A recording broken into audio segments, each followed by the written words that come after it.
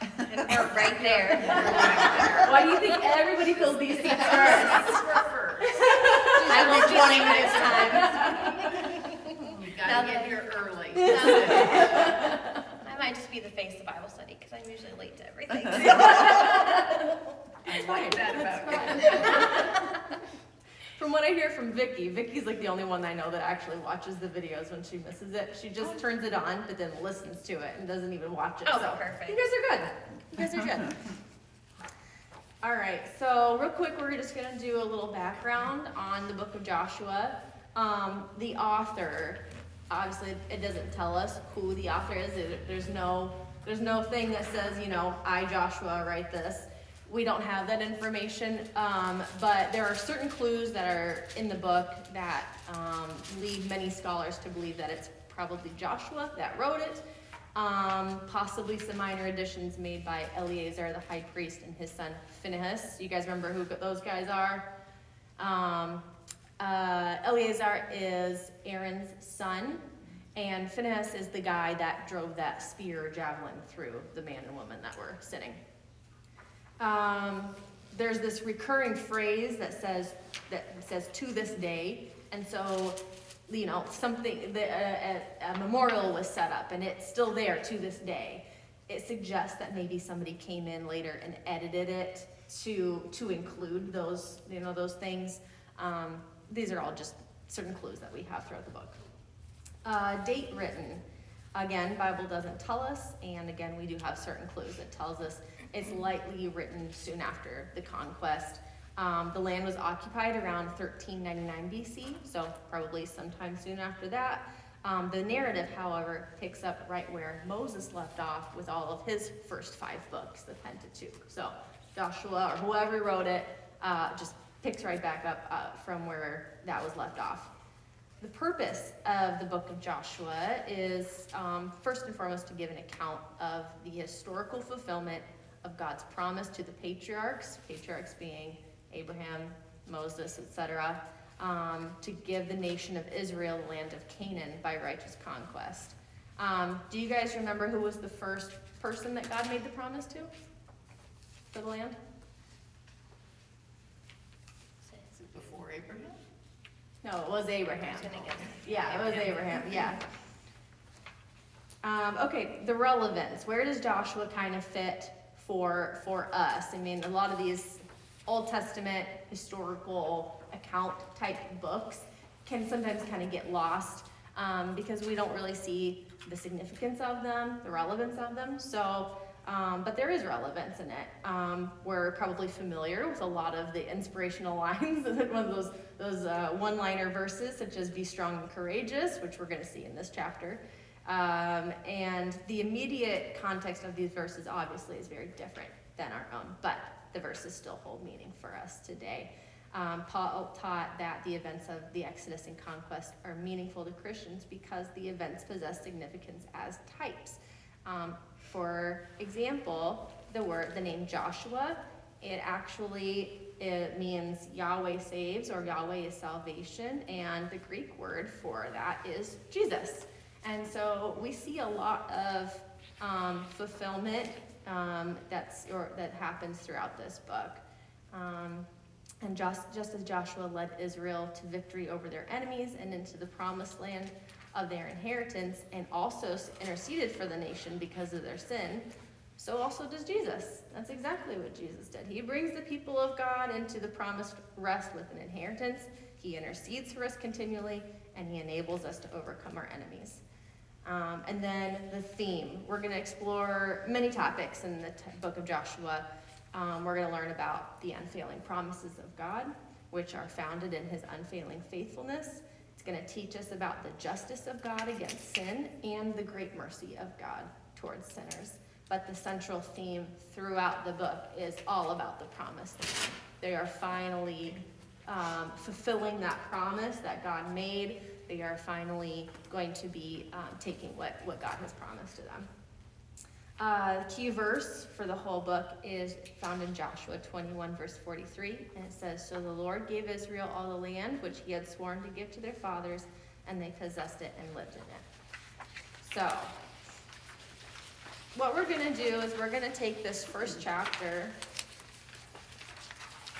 and we're gonna basically take it in sections, and it kind of helps us to study it as we go through. So, first thing you do is you read the text that you've chosen. The next thing you do is you make a rough outline to kind of give yourself a starting point. And then you go ahead and you do, what are your first thoughts? What are any questions that you might have that popped into your head when you read that text?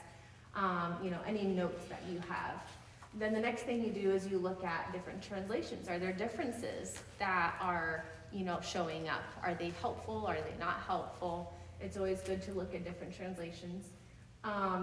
Next thing you do is identifying any people that are in the text and what are their roles, because that really helps you to kind of zero in on some of the things, especially Old Testament names. You can get a little bit lost in Old Testament names. They can get a little muddy. So it's good to sometimes, really sort them out. Next thing is checking any cross-references. Does everybody know cross-references for verses? Seeing where other parts of the Bible are talking about this particular chapter or this particular event. Then the next thing you do is you summarize. This is where I come in with commentary that I've already looked at. And then the last thing is taking a look at theological principles. Theological principles would be things like, it's very wide range. I mean, it's anything from like justification, forgiveness, victory over enemies, whatever. I mean, it's like literally just theological principles. It's a very wide term, but, and then, just taking a look at how do these principles apply to us, because there's plenty of theological principles found in an Old Testament narrative, historical account that we can still benefit from. So that's what we're gonna try. We all hate it. We can go back to what we were doing before. It's fine. But let's just give it a try. Okay, did everybody read the first chapter, or do we need to read it? Read it. Read it, okay. Thank you, Deb.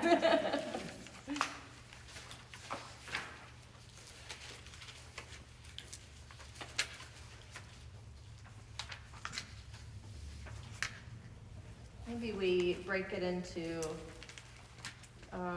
chunks and we can take turns. 2 verses apiece. Yeah, that sounds good. Molly, you want to get started? After the death of Moses, the servant of the Lord said to Joshua the son of Nun, Moses' assistant, Moses, my servant, is dead. Now therefore arise, go over this Jordan, and you and all this people into the land that I am giving to them, to the people of Israel. Perfect, thank you. Vivian, will you take the next 2 verses? Every place that the sole of your foot will tread upon, I have given you, as I said to Moses, from the wilderness and this Lebanon as far as the great river, the river of Euphrates, all the land of the Hittites, and to the great sea toward going down of the sun shall be your territory. You got the tough verses. Yes, you did. Mine's easy. No man will be able to stand before you all the days of your life. Just as I have been with Moses, I will be with you. I will not fail you or forsake you. Be strong and courageous, for you shall give this people possession of the land which I swore to their fathers to give them. Be strong and very courageous. Be careful to obey all the law my servant Moses gave to you. Do not turn from it to the right or to the left, that you may be successful wherever you go. Do not let this book of the law depart from your mouth. Meditate on it day and night, so that you may be careful to do everything written in it. Then you will be prosperous and successful. Have not I commanded you, be strong and of good courage. Be not, my thinks is affrighted, I don't know if that's a word. Be not affrighted, neither be thou dismayed, for Jehovah thy God is with thee, whithersoever thou goest. Then Joshua commanded the officers of the people, saying, See, verse 11, yeah. Pass through the midst of the camp. Oh, my hand's shaking, I can't read it. And command the people, saying, prepare provisions for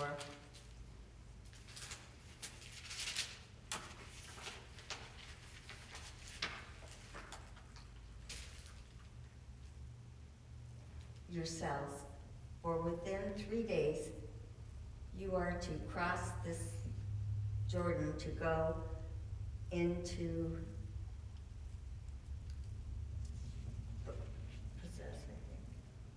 possesses the land which the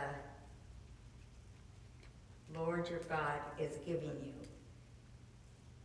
to possess it. But to the Reubenites, the Gadites, and the half-tribe of Manasseh, Joshua said, remember the command that Moses, the servant of the Lord, gave you. The Lord your God is giving you rest and has granted you this land. Your wives, your children, and your livestock may stay in the land that Moses gave you east of the Jordan, but all your fighting men, fully armed, must cross over ahead of your brothers. You are to help your brothers until the Lord gives them rest, as he has done for you, and until they too have taken possession of the land that the Lord your God is giving them.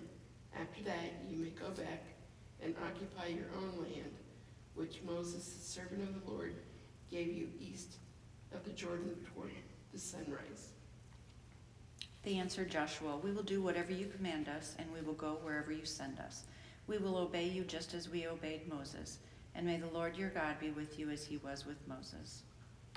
Anyone who rebels against your command and does not obey the words in all that you command him shall be put to death. Only be strong and courageous. There's already so many versions, just in all of this Uh-huh. reading out loud, that was cool. Yeah, so yeah, you already see just how interesting it is to hear all those different translations. And so yeah, I like that. Okay, so a rough outline that we have for this chapter is we see God, he's commanding Joshua and he's encouraging him. He's telling him it's time to cross the Jordan. Joshua then responds to this by preparing Israel to cross the Jordan. And then Joshua also reminds certain tribes of a promise to help in battle. And we'll come back to that. And then Israel then confirms their promise and supports Joshua as leader. So that's kind of our rough outline that we're working with for this first chapter. Next thing we do is we identify any initial thoughts or notes or questions. Do you guys have any right off the bat? I wondered if this is the border of the land that they currently live in, that Israel is today. Oh. Is that part of? Where they're at right in this chapter on the If east side of the He Jordan? describes the boundaries of it. Mm-hmm. Is that where they are today? Is that what outlines Israel today, I don't know. except with the fighting? I don't know. Israel's borders have changed so much over so many years. They're a fraction of what they used to be, because that was what they gave up for peace every time, was we'll give you this if you stop trying to kill us. Because So, if this is the original shape, or if this is the original bulk of it, then they do have historical proof that the land is theirs. yeah, you're right. If anybody would put any merit into that. That's just it. I don't think that people, They don't go by what it says in the Bible. right, They Definitely don't- not the Palestinians, but. certainly not.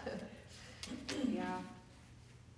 But it will be interesting to see someday when Jesus is king and all of the land is restored. you know, what that will look like, because we'll find out, really, I mean, you know, Joshua's gonna be leading this conquest, but even then, I don't think that they reached the full borders that they were meant to reach, that God had intended for them to. So, yeah, that will be interesting someday. Any other thoughts or questions on this first chapter? That what's something that kind of comes to mind? Well, this doesn't come to my mind, but it came to my boy Sam, our middle boy, was driving from the dentist today, which in the DC area means I had an hour and 40 minutes on the phone with him, which was great for me. Yeah. And sucked for him.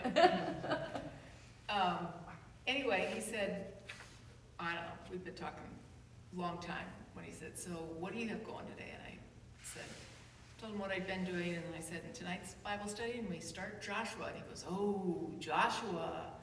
Oh, and he said a few things, and then he said something about Deuteronomy, and I said, well, we finished that before we did Hebrews. And then he told a really bad joke about Hebrews that I won't, I mean, You gotta love them. really. Anyway. Did it have to do with coffee? Yes, it did. Yeah, okay, there it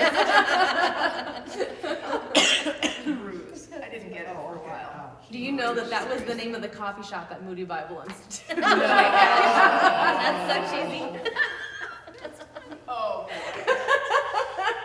I always wanted a coffee shop with a cool name, and there it is. There it But it's is. not If the we ever first. start a little coffee shop here in Perry Yeah. Bible. Yeah, maybe.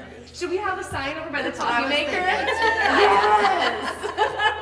Let's get Betsy to make a sign, and don't tell anybody in the church, just stick it up there, and see how long they stare at it and think, Oh my word. Oh my word. could you put a dash in there? Hebrews. Does that mean that Derek has to make the coffee every morning? Yes, no women are gonna be making it. I can see Bonnie going in with a Sharpie and putting an S in front of it.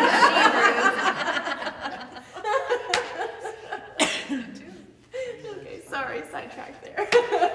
So then he said, oh, well, the first chapter of Joshua is all about TJ Maxx, like over and over, and I said, yeah. Well, he said, it says over and over, be strong and be courageous, he said, which you can find on a sign in any TJ Maxx you go into. He must go in a lot of TJ Maxx. He's not, no, he hates going into TJ Maxx. Oh my gosh. Because I drugged them when they were growing up. But anyway, then that led to, there was something actually real in it. Hold on. Oh, then he was talking about, he was kind of back and forth between Deuteronomy and Joshua, but he said, you have to remember that the ones going in likely were born in the wilderness. They've been on the move all the time. They've never had a home. So going into it, it's a whole new way of living. Yes. Even. I read in one of my books that I'm reading alongside this, that this is the first generation to actually live by the book, by the law. Before, yes, they were, but they were also the generation that was given the law, in the process of the law being given to them, being written, all of those things, everything that Moses wrote down. This is like the first generation of the Jews from Jesus' day. They were, given, that was what they had to work with. And it's kind of interesting to think about that, I guess. And we're kind of the same, what do we have? We're going off of the Word of God. And so we kind of have a connection to that. It's kind of interesting to think about. So yeah, you're absolutely right. It's a good thought. Well, it wasn't my thought and I wasn't right. Well, but- thank you, Sam. Yeah. No, Thank you, Sam. Yeah, that's right, that's right. I said, well, do you want to come and be a guest lecturer? Yeah. Got a seat for him right here. He said, that would probably sound a lot like, my son has some things he wants to tell me.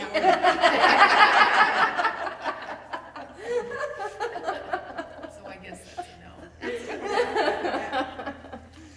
no. My special boy is here. Oh my gosh. But you're right about the repeated phrase of be strong and courageous. It's 4 times in that chapter, which makes you, it sticks out to you, and you're going, okay, got it, 4 times now. What that clearly means something, so we'll look at that.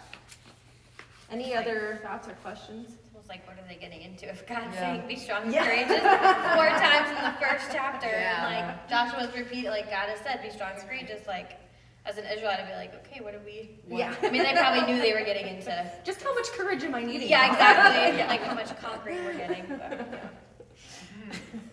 Kind of like when you warn your kid multiple times, don't touch it, don't touch it, don't touch it. I mean it, extra mean it. Let's see. One of the questions that I originally had when I was looking through it was, Joshua is reminding these certain tribes of a past promise.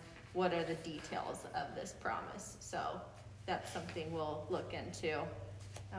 Any other thoughts or questions before we get going? It's always good to just kind of like throw it all out. First thoughts, first questions, throw it all out. I wonder if he was thinking, I wonder if this generation is going to be anything like the other generation. Oh. Like, be strong and courageous because, Uh-huh, you know, uh-huh. this is the next generation of those stiff-necked people. And It's the children. They were raised Yeah. by those Yeah. parents. Yeah. Yes. So are they gonna not be like their parents Yeah. and like listen to God, or are they going to yeah, also? I mean, they didn't wander in the desert, but are they gonna be stiff-necked? yeah. Right, exactly. It's reveal time for, for all this training in the wilderness. Well, in that verse 17, when they say, we're gonna listen to you like we listened to Moses. Oh. I thought, Yeah. well, that's not. That's not all that encouraging. encouraging either. Or when they're like, yeah, we'll follow you, God. And then the next moment they're not. Making it up. All right, let's go on to the next part, which is identifying changes from other translations. And I have a few that I have found, just kind of written down, just so that we can kind of see it. Sometimes when we're reading, I mean, depending on where we're at in the book of Joshua, sometimes there's going to be different translations that are helpful and beneficial, other times maybe not. It's always just good to look. So a couple of the ones that I found is verses 5 to 9.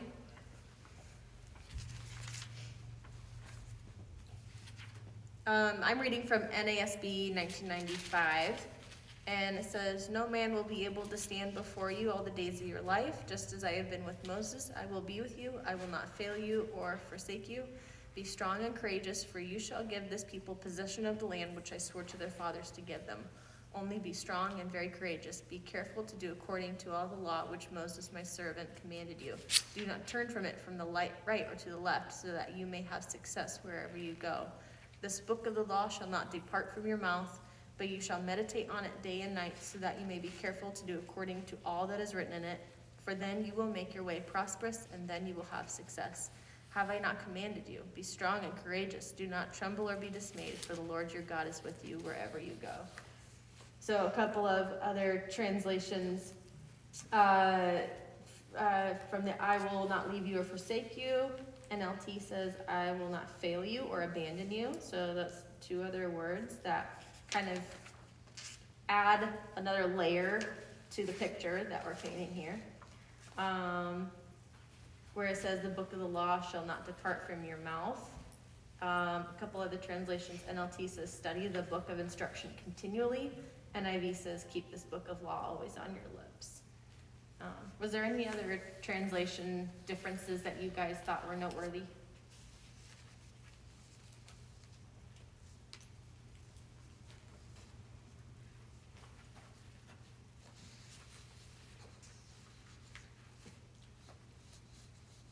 Okay. We can move on to the next thing, which is identifying many people in the chapter and what does the text tell us about them. So, first thing is Moses. We actually see Moses. Moses is actually referred to quite often in this chapter, which is interesting because he's already gone. But what do we know about Moses? What does the text tell us about Moses? Well, he's dead. Yes. Very astute. You're a good trade. Yeah, gold star. Moses' assistant. Moses' assistant, yes.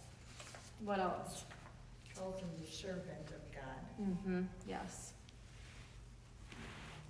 He's a past leader of Israel, and why could he not enter the land? Why is he not with Joshua entering the land? He struck a rock. Right, exactly. All right, what do we know about Joshua? He was one of the spies. Yes, that's exactly right. Son of Nun, which I always thought was son of Nun. Sounds like a joke in there There's a somewhere, joke in maybe? there, yeah. It definitely is jokes. Definitely. That could be on the other side of the sign. Yeah. Hebrews. Yep.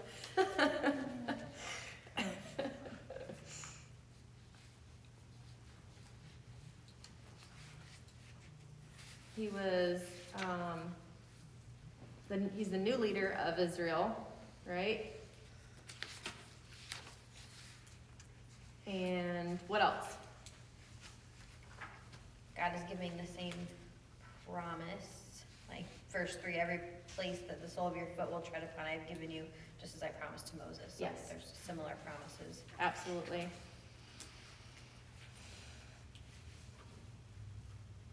He's instructed to keep God's law, and that's a really key part to his success.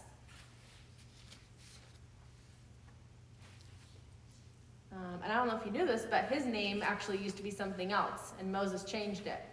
His name used to be Hoshea. I don't know if I'm saying it right. And that's the Hebrew, which means salvation. And it was changed by Moses to Yehoshua, or Joshua, meaning Yahweh saves. Yahweh brings salvation. And it was Moses who did that, so that's pretty cool. All right, big question, what do we know about God? Just in this chapter, keep it to this chapter. That the Lord God is giving him rest and giving him the land. Mm-hmm. Yep, he's restating the promise. He's going to be with them wherever they go. Yes. Mm-hmm. That's dismayed, the Lord your God is with you wherever you go. Yeah. Don't be afraid. Mm-hmm. Tells us that he has a plan for Israel, and he's giving commands to Joshua to move forward with this plan for Israel. All right, and the last people that we see in this chapter are some tribe leaders, and what's their role?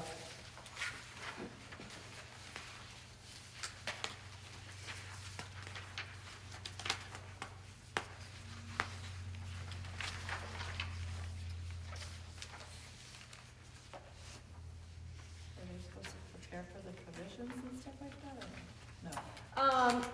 Sort of. So Joshua told all of Israel, prepare to cross the Jordan, but then specifically he's talking to certain tribes here, the Reubenites, the Gadites, and the half tribe of Manasseh, regarding a promise that was made by those tribes back in, I believe, Numbers. So what are the tribe leaders, what is their response then?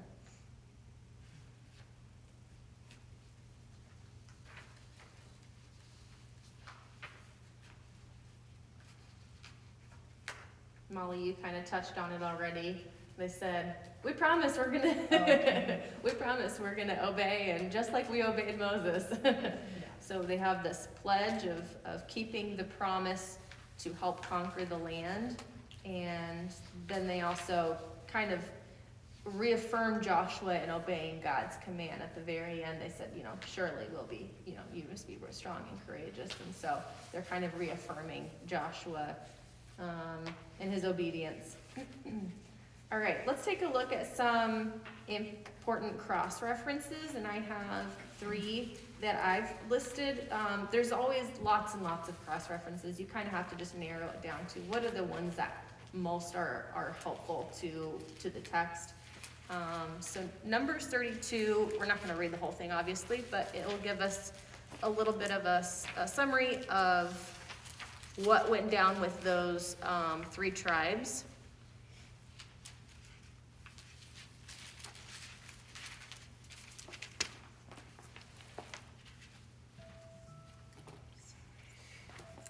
Okay, so essentially, they were, in their wandering, they came to this area of land that was actually part of what God had promised to them. And so these 3 tribes, they had a large number of livestock, and they noticed this land is great for our livestock. It's great for what we do. And they asked Moses, can we have this land for ourselves? And at first, Moses was very angry with them. And it was because he thought that they were trying to get out of the command to conquer all of the land. They needed everyone. All of the people of Israel were meant to do this. All of the men were meant to go to war and to do this. And he thought that they were kind of cowarding out of it. And so he was very angry with them. And they said, no, that's not what we mean to do. We promise that we will, when the time comes to go conquer the land, we will, all of the war, aged men will go with everyone else. And we will conquer the land with you. And when it's all said and done, then we will come back to the land. And they were going to leave their wives and their children on the land to settle and to stay there. And, the men would continue on to the battle and then come back when they were done. And Moses approved of this. So that's the promise that Joshua is reminding them of in Joshua chapter 1, where he says, remember the word, this is verse 13, remember the word which Moses, the servant of the Lord, commanded you, saying, the Lord your God gives you rest and will give you this land. Your wives, your little ones, your cattle shall remain in the land which Moses gave you beyond the Jordan, but you shall cross before your brothers in battle array, all your valiant warriors, and shall help them, until the Lord gives your brothers rest, as he gives you, and they also possess the land which the Lord your God is giving them. Then you shall return to your land and possess that which Moses, the servant of the Lord, gave you beyond the Jordan towards the sunrise. So this is that gives us a little more detail and understanding of what's this promise that Joshua is reminding these leaders of. And he's basically saying, it's go time. Don't forget about your promise. You're coming with us.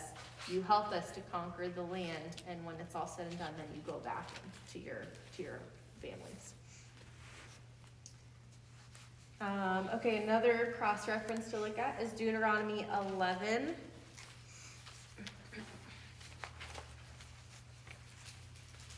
Verses 22 to 25.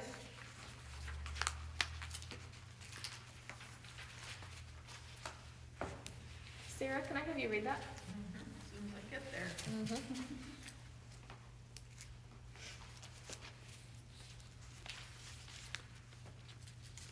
For if you are careful to keep all this commandment, which I am commanding you, to do it, to love the Lord your God, to walk in all his ways and hold fast to him, then the Lord will drive out all these nations from before you, and you will dispossess nations greater and mightier than you. Every place on which the sole of your foot shall tread shall be yours. Your border shall be from the wilderness to Lebanon, and from the river Euphrates, as far as the western sea. There shall no man be able to stand before you. the Lord your God shall lay the dread of you and the fear of you on all the land on which you set foot, as he has spoken to you. Perfect, thank you. That So- could be a sign of TJ Maxx, like for mothers. The fear of dread will be and before the you. fear of you I need that on a t-shirt, maybe on a all coffee this mug. land, this house. You know, most moms have a sign that says, "As for me and my house, we will serve the Lord." No. But not Sierra's house. Fear and dread. I always said before I had kids that my children were going to call me Commander, not Mother, Commander. I have yet to hear that one. So what do you guys think of that one there? How does that fit in with Joshua chapter 1? It's some of the same words. Yeah, it's some of the same promise, right? I think he's giving them a strong reminder of what's coming, and that God said it was coming, and this is the way it's gonna play out. It's not like my idea, it wasn't Joshua's idea. Right. And it wasn't Moses' idea either. Yeah, it was. Exactly. I think that shows, when we see this continuation from Moses to Joshua, we're seeing that it's not a plan of man. It's God's plan, and it's God's promise, and it's gonna get carried out through whoever he puts in charge. And so it's this, when you think of conquering Canaan, it's a hard topic. It's a really difficult topic that we're going to address because it's driving out inhabitants. It's killing inhabitants. It's possibly genocide. We're going to be looking into some of these really difficult topics that have scholars debating for generations. They've been debating about this because it's such a hard topic. And so for us as believers, it's really, really important that, first of all, Word of God is truth, right?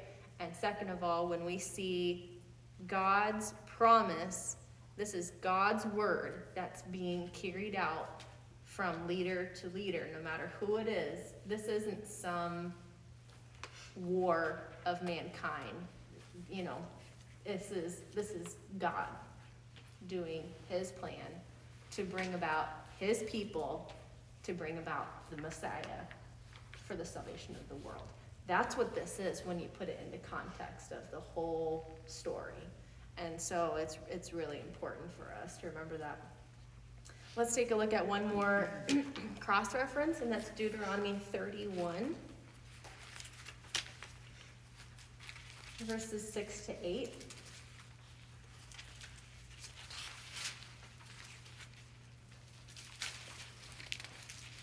Denise, can I have you read that? Sure. So be strong and courageous. Do not be afraid and do not panic before them, for the Lord your God will personally go ahead of you. He will neither fail you nor abandon you. Then Moses called for Joshua, and as all Israel watched, he said to him, Be strong and courageous, for you will lead these people into the land that the Lord swore to their ancestors he would give them. You are the one who will divide it among them as their grants of land. Do not be afraid or discouraged, for the Lord will personally go ahead of you. He will be with you. He will neither fail you nor abandon you. Perfect, thank you. So we see more of, this is actually Moses' last speech, I guess, his last counsel to Israel. And so this is the final thing that he is saying, not just to Israel, but also to Joshua. And it's very much in line with what God spoke to Joshua once Moses had passed. And so we see a continuation of a command, not a new command. Let's actually look at this. So that I have a question here. Notice the command, be strong and courageous, is spoken to Joshua by 3 different people. We have Moses speaking it. God speaking it and also the tribe leaders speaking it. That's three different people that this command is coming from. So how does the meaning of the phrase change based on who the message came from? So taking a look at Moses, what do you think that this phrase, be strong and courageous to Joshua, means coming from Moses?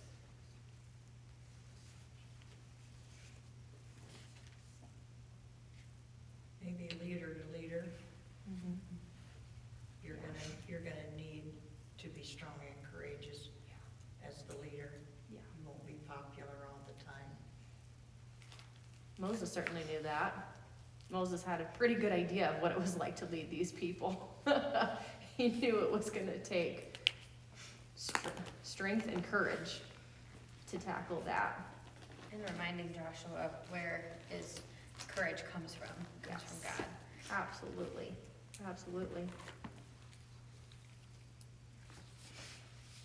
And I also think where it says to stay true to God's law and to obey God's commands perfectly, I think that part coming from Moses, maybe Moses was thinking about how he struck the rock and he disobeyed, and because of that he couldn't enter the land, and he doesn't want that to happen to Joshua. You know, he's saying, don't mess up like I did.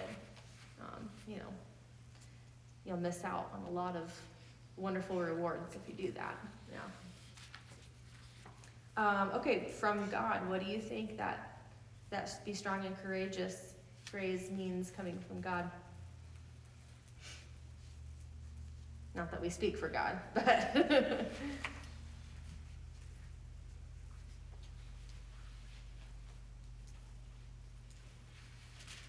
Just reiterating, no need to fear, I'm with you always. yeah, absolutely. Molly, I think you touched on it a little bit. You know, remember where your strength and your courage comes from. Yep.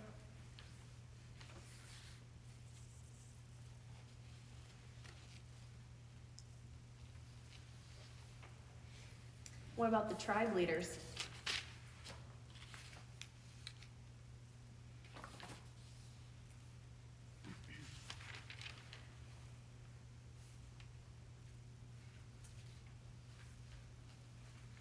Who did they say it to?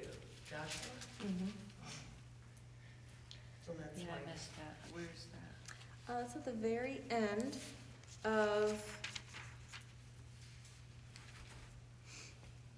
it starts in verse 16. They answered Joshua, saying, all that you have commanded us we will do, and wherever you send us we will go. Just as we obeyed Moses in all things, so we will obey you. Only may the Lord your God be with you as he was with Moses. Anyone who rebels against your command and does not obey your words and all that you command him shall be put to death. Only be strong and courageous. So at the very end, The it's kind of... verses that I read. Yeah, yes. No, I read that one. I read that last one. The last one, yeah. You're off the hook. I was focused on my words, not just. Funny. So it's kind of thrown in at the end there, but taking that whole message that they are giving to Joshua, what do you guys think that they're saying through this? we're with you. Yeah, We're encouraging, it's kind of encouraging him. yeah, definitely a show of support. You know, they probably realize just how the magnitude of this task, leading an entire people to settle into a land. I mean, they're a landless people at this time. You know, they're going to conquer, drive out the inhabitants, and settle into a land. I mean, that's just an enormous task, and I think that they probably realize the magnitude of it. Okay, now we kind of summarize everything that we've been looking at the chapter as a whole. And so I'm just going to kind of go through my notes that I have prepared, and I have some things from my commentaries as well. So God first spoke the command to Joshua through his servant Moses, and even though Moses is now dead, God's purpose and plan is still alive. God repeats the command to Joshua, and we saw that in verses 2 to 9, and this is kind of a fresh word of encouragement. It's probably Joshua already knew it, but it totally is just rejuvenating when you hear it directly from God, right? And so this is a huge encouragement in the face of a difficult task. And it probably also confirms Joshua as the new mediator. I mean, before, God spoke through Moses to the people. And now that God is speaking through Joshua, it confirms his status as the new leader. Let's take a closer look at verses 2 to 9. We see that God tells Joshua it's time to begin the conquest of Canaan. And then he reminds Joshua of his promise to Israel, which is first spoken to Moses. And then God's promised to Joshua to never fail him or forsake him. And it's on this promise that God commands Joshua to be strong and courageous. And so think about that. First, God assures Joshua that he's never going to leave him or forsake him. And this is connected to the command to take the land promised to them. But we can also have that applied to us today, not in the same sense. Obviously, we're not conquering any land, not that I know of. But this statement of God, that he's never going to leave or forsake him, that's a truth claim about God's character. And God's character doesn't change. And so that's something that we can benefit from, is when we learn more about who God is. And we actually saw this, does anybody remember, in Hebrews chapter 13, that this was actually quoted in verse 5, where the author quoted God saying, I will never leave you nor forsake you. But then verse 6, he says, so we may boldly say, the Lord is my helper. I will not fear. What can man do to me? So this truth claim about God's character is applied beyond taking the promised land. And the author of Hebrews did exactly that. He was applying it to believers who were heavily persecuted and who were suffering for their faith. God's truth, his character that is unchanging, it tells us how we should live a life of faith. His unfailing goodness causes us to trust him for all things in all times.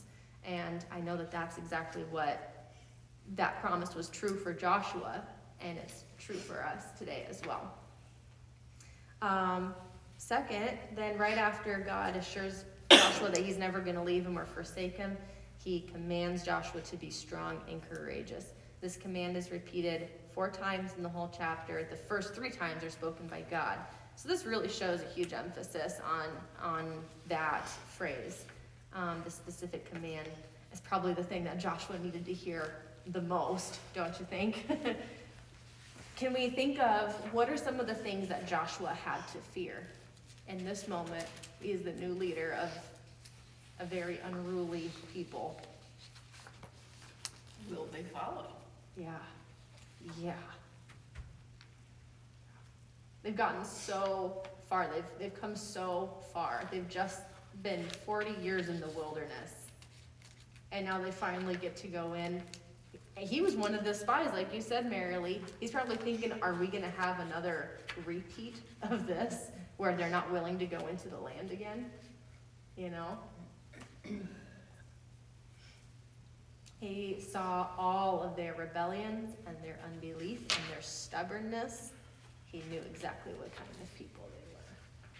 I think also all the people they're going to conquer, like you don't know what kind of... I mean, they heard rumors, I'm sure. Well, he was one of the spies. Right, so he knew He saw what the land. better than anybody, because Caleb is Caleb in this group? Or Yes. did he? Okay, Yes. okay, Yeah, Caleb survives. okay. Mhm. So yeah, I guess he would know. Yeah, but you're right. Only the 2 of them. Which would make him even probably more, or cause him to have more fear, because he knows what's ahead. Yes. Sometimes ignorance is bliss. You're like, okay, we're gonna conquer some people, but like, we don't know what they look like, we don't know if they're giants or like, yeah, just how many there are. Yeah. Fortified cities, great armies, Yeah. all those things. No big deal. They do. Yeah, they've been wandering, they haven't been in battle. Yeah. So it's Yeah. not like they're warriors, Right. you know? They've Right. just been wandering for. Some, remember with, Balaam, and the donkey, and Moab, the king of Moab, wasn't that Moab? Right? Yes. And remember they used their young women to entice Israel to sin, and they ended up going to war because of that. So there's some battles, but probably not God's like just not conquering battles. Clearing out the land, they actually have to conquer it. Yeah, you're right. You know, so it's not like he's just gonna, Right. okay, here's your land, and I'm just gonna wipe out these people groups, and you Right. can go in. I mean, they had to Yeah. conquer. Yeah. That would've been nicer if that had just been taken care of before they got there. God's gonna smite them down for them. Yeah, this isn't a game of Risk. This is, there's a lot more to it. I was never good at the game of Risk.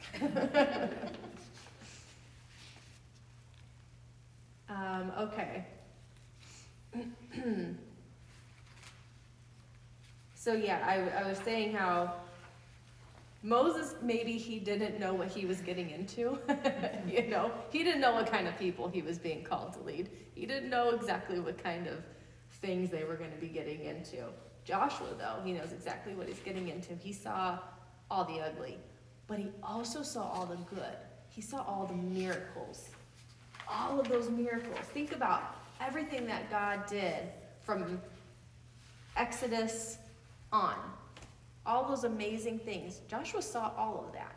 He knows exactly what kind of God he serves.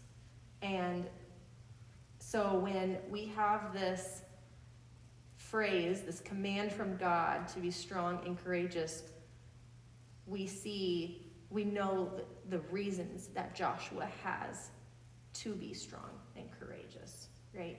This is the same God that has given them the land. He says that no man will be able to stand against them, that, you know, he's promising to always be with him. It's that same God that's also saying, you know, you be strong and courageous, and I'm going to take care of it, you know. So the command isn't really meant to scare Joshua. Maybe it did a little bit, but it wasn't meant to scare him. It was to remind him of the mighty God who leads him. That same God who gives victory over the enemies is the same God who parted the waters of the Red Sea and who provided a table in the wilderness, you know, food in the desert. Okay, so any thoughts so far on the promises of God to never leave us or forsake us, or the command to be strong and courageous?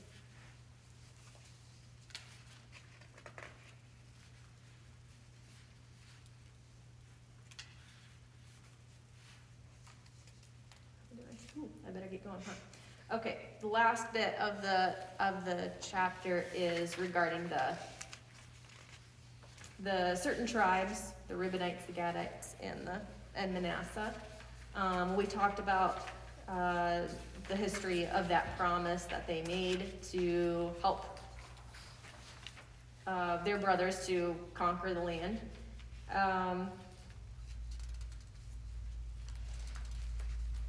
Do you know what's interesting? What's so surprising about their answer is that it's totally a 180 from how their parents answered, you know? I just think that's so funny. And I didn't think anything of it at first. I was kind of like, okay, good job, guys. You know, like, you know, you're reading through it. And then one of my books that I'm reading through, it was like, take a look at that. Take a look at that answer. Isn't that totally different than what you would expect if you were reading in like Exodus or something like that? And you're like, oh yeah, you're right. That is a totally different answer than what we would expect from their parents, from the previous generation, which is great to see. Hopefully that continues. We'll find out. No spoilers. Okay, last thing is theological principles, and we don't have a whole lot of time left, but we can just kind of throw a few out there. I'll put out a few. One is we see God's omnipresence, where he says, I will never leave you or forsake you. That's God's omnipresence. We have God's encouragement, where he says, be strong and courageous.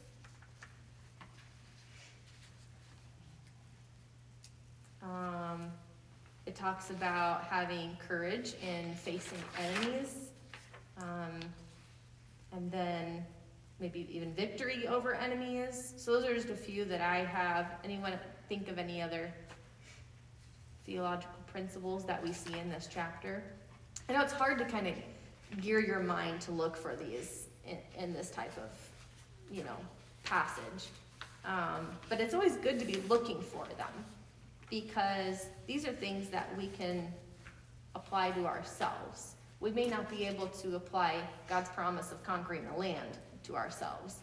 We're not Israel in 1399. But we can take, this truth of God's omnipresence and apply it to ourselves. Or courage in facing enemies. I mean, you can think about it even farther. Enemies don't just have to be Canaanites.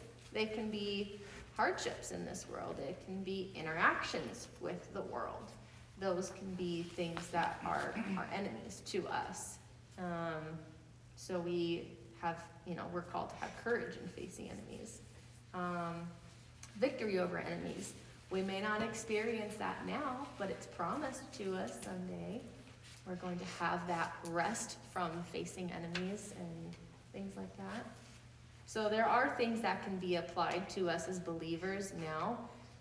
We just kind of have to boil it down to the theological principles that are found within the text. So, any thoughts on that or questions on it?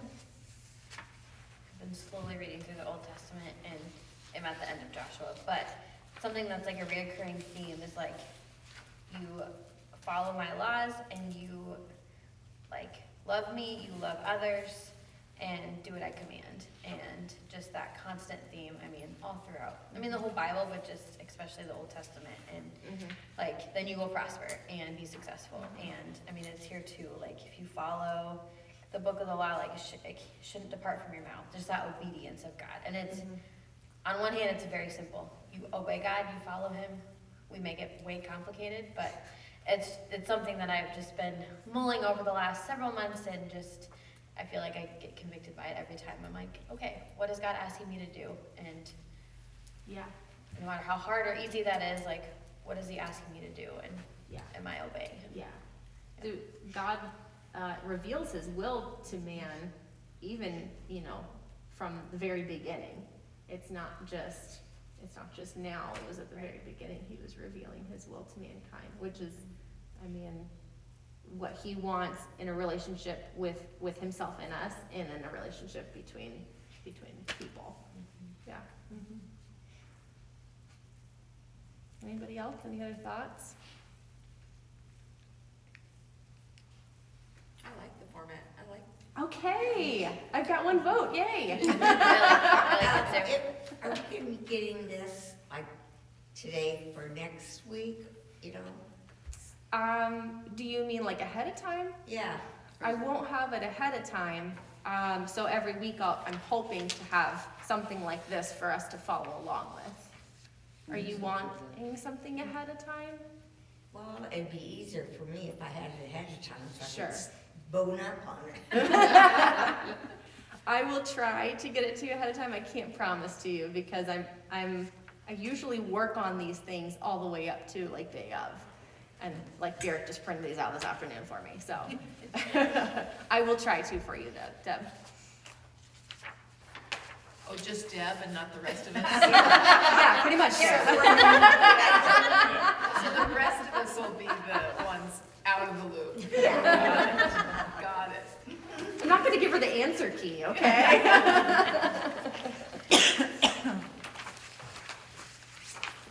We'll have to see how this format goes with the entire book. Because, it worked well for this one chapter, but what if we take on multiple chapters at a time? A whole chunk of chapters. We'll see how that works.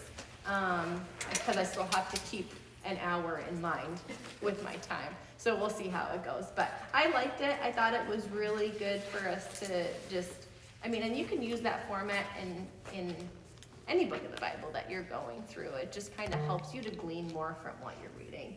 Do you give an advance to what we're gonna discuss, the reading, just the reading itself? Yeah, I try to, Okay, yes. 'cause So, that helps, 'cause so, I, So we can at least read through it. yeah, at least that. absolutely. Go ahead and read, chapter 2 for next week. I think that's all we'll do, is just chapter 2, and then each week I'll tell you what's the next Chapter 2, week. Joshua. Yes. Mm-hmm. Yep. Any other thoughts? Questions? All right. Tracy, would you mind closing us with prayer? Heavenly Father, we thank you for this day.